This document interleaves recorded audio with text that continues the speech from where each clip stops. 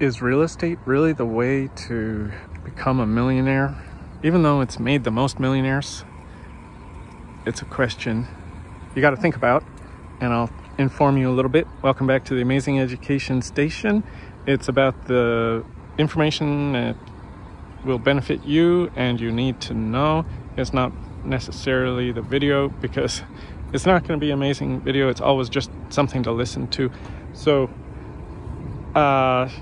yeah, please like, thumbs up, and subscribe if this helps you in your financial journey. I'm not a financial advisor. I'm not a real estate agent, and but I do slightly promote the idea of owning real estate. Yeah, it's not a bad idea, and it's probably people's personal homes, often that they might inherit, that make them millionaires, because a millionaire is somebody with $1 million net worth. If you got a $500,000 house, or if you live in California or maybe Boston, New York, or someplace, that's nothing. And you could actually be poor. You could go bankrupt being a millionaire because of the expenses, property tax, and so on. And if you're a landlord, the terrible thing is, if you have a mortgage, well, actually anybody with a mortgage, what's the 4-letter word? Oh, it's not a 4-letter word. It's foreclose. That's what, it's a euphemism for bank takes your property because, well, maybe it wasn't your property. If you didn't pay them for your mortgage during the pandemic, maybe you didn't even have work, or if you're a landlord, there was the so-called moratorium, like a rent pause, where people just wouldn't pay rent. They weren't allowed to work, perhaps, maybe, especially in the tourism and the direct service industries, and well, just many industries like restaurants and even some factories, and you know, plenty of that. They couldn't go to work. They weren't getting a paycheck. Yeah, they were getting money from the government, perhaps, and but who knows if it was enough, and maybe they weren't even required to pay the mortgage. And so there you go. You get a little bit of relief, because there was also foreclosure moratorium. But right now we still have, some people consider it a recession, and it's hard to know because the numbers are compiled later, and I think we'll know soon. Was January, February, and March 2022 a recession situation? And how about right now? It's April of 2022. We might be in a recession at this time. And what's happening with so much upheaval, people needing maybe to move, they want to get out of the cities, and just sort of abandoning perhaps leases. Like, you know, they had a 1-year lease or longer or whatever. They might not have been paying that, and then if they move out of state, then, well, there they've just abandoned the lease. And how do you find them? How do you get a hold of them? They might not leave a forwarding address, and you may not be able to find other renters, tenants for property.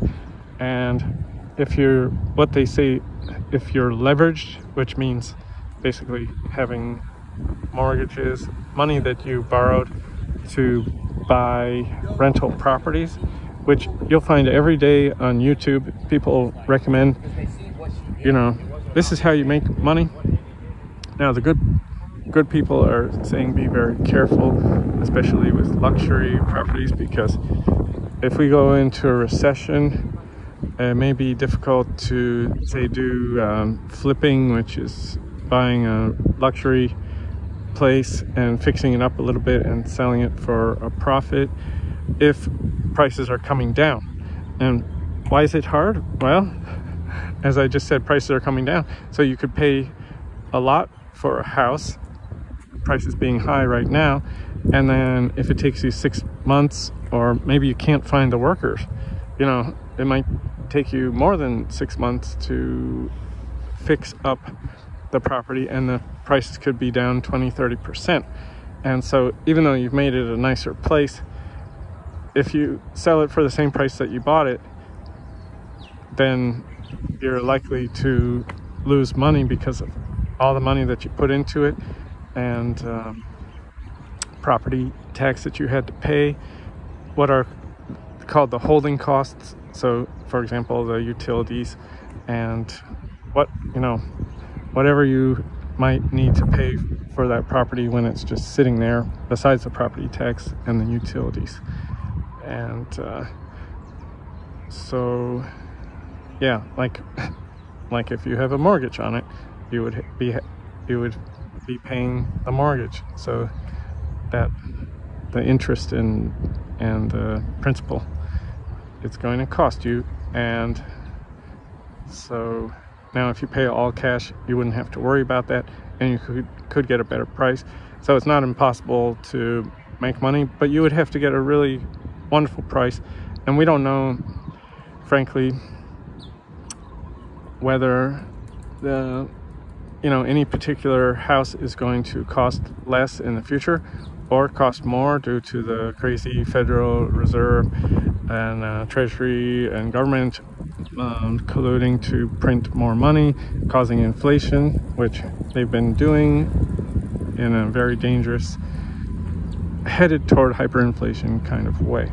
I'm not saying we're at hyperinflation, but increasing a money supply by 40% in less than 2 years, that's getting drastic, and that's what they did. And so now you can debate that. That's another debate altogether.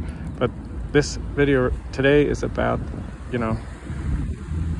be careful with rental properties, avoid foreclosure, and especially right now, it might be a bad time to buy, and you can have what's called sort of a housing bubble pop, and you could say a housing market crash, whatever you want to call it, but where prices fall rapidly. Why? Well, people may realize that the prices are very high right now.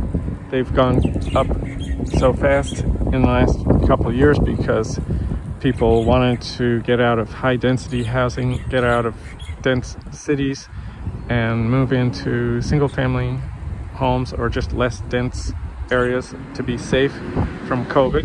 And so